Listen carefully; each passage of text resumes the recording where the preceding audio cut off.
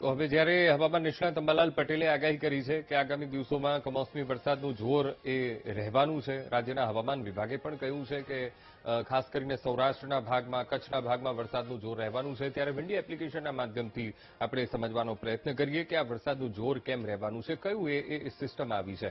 હવે ખાસ તો હવામાન નિષ્ણાત અંબાલાલ પટેલે એક સિસ્ટમની વાત કરી, પ્રી મોન્સૂન એક્ટિવિટીની એ વાત કરી છે, જે આખા દેશમાં આમ તો એ આપણને જોવા મળી રહી છે. પણ અહીંયાથી એક સિસ્ટમ બની છે, એ અહીંયા અરબી સમુદ્રમાં એક સિસ્ટમ બની છે. આ જે સિસ્ટમ છે તેની અસર આપણને રાજ્યભર પણ એ જોવા મળી રહી છે. હવે આ જે સિસ્ટમ બની છે એની કચ્છમાં પણ અસર છે. જે રીતે કહ્યું કે કચ્છમાં પણ કહેવામાં આવ્યું છે કે વરસાદ રહેવાનું છે. નલિયા છે, આ તરફ ગાંધીધામ છે, ગાંધીધામની આસપાસના વિસ્તારો છે, દયાપર છે, આ જે વચ્ચેનો આખો ખદીરનો જે આખો વિસ્તાર છે ત્યાં પણ વરસાદનું જોર, એ કમોસમી વરસાદ એ પડશે.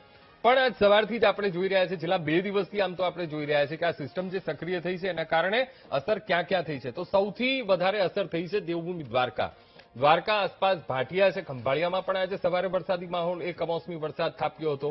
તો આસપાસના ગ્રામ્ય વિસ્તારોમાં પણ વરસાદ પડ્યો છે. તો દ્વારકા છે, આ તરફ લાંબા છે, ત્યાં સુધી એ વરસાદનું જોર, પોરબંદર સુધી એ વરસાદનું જોર, અત્યારે કમોસમી વરસાદનું જોર છે. આ તરફ આખો એ દ્વારકાનો આખો પટ્ટો લઈ લીધો છે. એટલે અહીંયા એ ખાસ જોર એ મારી રહ્યું છે. અને આ તરફ કચ્છનો જે ભાગ છે, કચ્છમાં પણ વરસાદનું જોર, અત્યારે એ કમોસમી વરસાદ પડવાનું એ જોર દેખાઈ રહ્યું છે. હવે થોડાક આપણે કલાક આગળ વધીએ તો એ આગળની સ્થિતિ શું છે.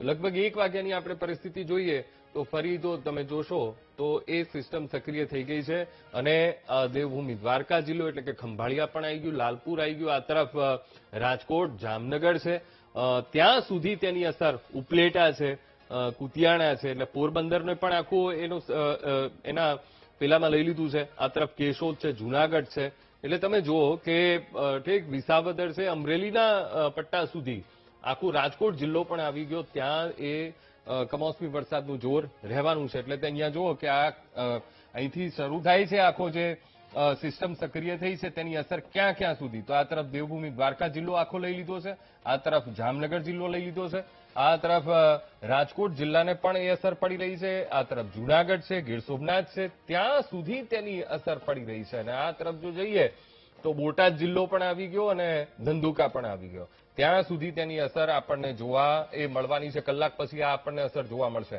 આ તરફ કચ્છના જે ભાગો છે, ગાંધીધામ છે, ભુજ છે, ત્યાં સુધી, મુન્દ્રા છે, માંડવી છે, ત્યાં સુધી તેની અસર, ઉપરના ક્ષેત્રોમાં પણ એ તેની અસર રહેવાની છે. રાપર સુધી તેની અસર. આ કલાક પછીની આ સ્થિતિ હું તમને બતાવી રહ્યો છું. પછી શું થાય છે તો લગભગ 4 વાગ્યાનો આ સમયગાળો છે. તો 4 વાગ્યામાં પણ એ જોર આપણને બતાવે છે કે 4 વાગ્યામાં વાદળછાયું ક્યાંક વાતાવરણ રહેશે, ક્યાંક ધીમી ધારે એ કમોસમી વરસાદ. આ તરફ સુરેન્દ્રનગર જિલ્લો પણ આવી ગયો, બાવળા આવી ગયું, અમદાવાદમાં પણ વાતાવરણમાં પલટો આવી શકે, એટલે કે ઠંડુ વાતાવરણ એ રહી શકે. સાંજની સ્થિતિ શું છે, રાતની સ્થિતિ જોઈએ તો રાત્રે પાછું બધું શાંત આપણને જોવા મળી રહ્યું છે. આવતીકાલની આપણે સ્થિતિ જોઈ લઈએ કે આવતીકાલે શું, કેવો માહોલ રહેવાનો છે. તો આવતીકાલે પણ સામાન્ય વાતાવરણ રહી શકે છે. બદલાવ એવો ખાસ કંઈ જોવા મળતો નથી. પણ લગભગ 4 તારીખ પછી 5 તારીખમાં આપણે એન્ટર કરીએ છીએ. 5 તારીખમાં પણ એટલું જોર રહેવાનું નથી. પણ ખાસ તો આજનો દિવસ એ ખૂબ મહત્વપૂર્ણ રહેવાનો છે. આજના દિવસમાં એ વરસાદી જોર રહેવાનું છે. કારણ કે જે રીતને 1 વાગ્યાની 2 વાગ્યાની આપણે કીધું, આ જે સિસ્ટમ છે એ સિસ્ટમને કારણે અહીંયા જોર એ રહેશે. હવે આઈએમડી શું કહે છે તો ગઈકાલનું આ જે આખું એનું ડેટા આપ્યો છે તો ગઈકાલે ક્યાં ક્યાં વરસાદી જોર રહ્યું હતું.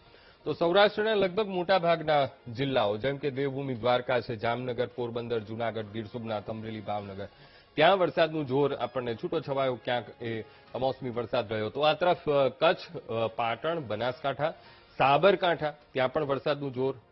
મધ્ય ગુજરાતની વાત કરીએ તો દાહોદમાં હતું, છોટાઉદેપુર, વડોદરા, ભરૂચ, નર્મદા, ત્યાં સુધી વરસાદનું જોર હતું. અને દક્ષિણના ભાગોમાં એટલે કે સુરત, તાપી, ડાંગ, નવસારી, વલસાડ, ત્યાં પણ એ વરસાદી જોર, આપણને કમોસમી વરસાદનું જોર અહીંયા જોવા મળ્યું હતું. હવે આ તરફ જઈએ, આજની વાત કરીએ તો આજે ક્યાં ક્યાં પૂર્વાનુમાન એ હવામાન વિભાગે કહ્યું છે. તો પૂર્વાનુમાનમાં એવું છે કે ભાઈ કચ્છ છે, બનાસકાંઠા છે, આ તરફ સૌરાષ્ટ્રના ભાગો એટલે કે દેવભૂમિ દ્વારકા છે, સાથે સાથે પોરબંદર છે, જુનાગઢ છે, ગીર સોમનાથ, અમરેલી અને ભાવનગર, ત્યાં સુધી કમોસમી વરસાદનું જોર રહેવાનું છે. અને આ તરફ બનાસકાંઠા છે, સાબરકાંઠા, ત્યાં સુધી વરસાદનું જોર રહેશે.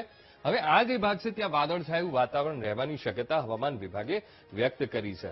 એટલે કે હવામાન વિભાગે જે રીતે કીધું છે એ પ્રમાણે આ જેટલા પણ જિલ્લા છે ત્યાં વરસાદનું જોર રહેવાનું છે. હવે જ્યારે કમોસમી વરસાદ પડે ત્યારે સ્વાભાવિક છે ખેડૂતોની ચિંતામાં એ વધારો થાય. અને એમાં પણ જ્યારે આપણે ગીર સોમનાથ જિલ્લાની વાત કરીએ તો ગીર સોમનાથમાં કેરીનો પાક મોટા પાયે લેવાતો હોય